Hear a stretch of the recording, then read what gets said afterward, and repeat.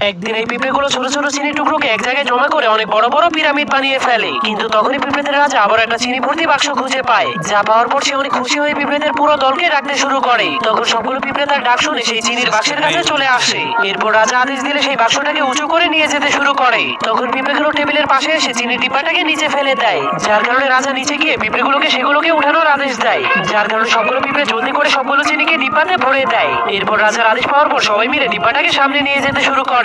তখন তারা অনেক কষ্ট করে হেঁটে হেঁটে বড় বড় পাহাড় এবং মাঠ পার করে একটা রাস্তার পাশে পৌঁছে যায়। এরপর পিঁপড়েদের রাজা রাস্তার মাঝখানে গিয়ে দেখতে শুরু করে আশেপাশে কোনো গাড়ি আছে কিনা। অনেক ভালো করে দেখার পর সবগুলো পিঁপড়ে ধীরে ধীরে রাস্তা পার হতে শুরু করে। কিন্তু তখনই হঠাৎ করে একটা গাড়ি আসতে শুরু করে পিঁপড়েগুলো চিনিগুলোকে ফেলেই সেখান থেকে পালিয়ে যায়, যার কারণে তাদের চিনিগুলো গাড়ি চাকার নিচে পড়ে নষ্ট হয়ে যায়। এজন্য পিঁপড়েগুলো সেই খালি ডিব্বাটাকেই তাদের বাড়িতে নিয়ে যায়। তখন তারা দেখতে পায় অন্য পিঁপড়েরা চিনির মাধ্যমে পিরামিড তৈরি করছে, যা দেখার পর পিঁপড়েদের রাজা বুদ্ধি খাটিয়ে সেই খালি চিনির ডিব্বাটাকে পিরামিডের উপরে নিয়ে যায়।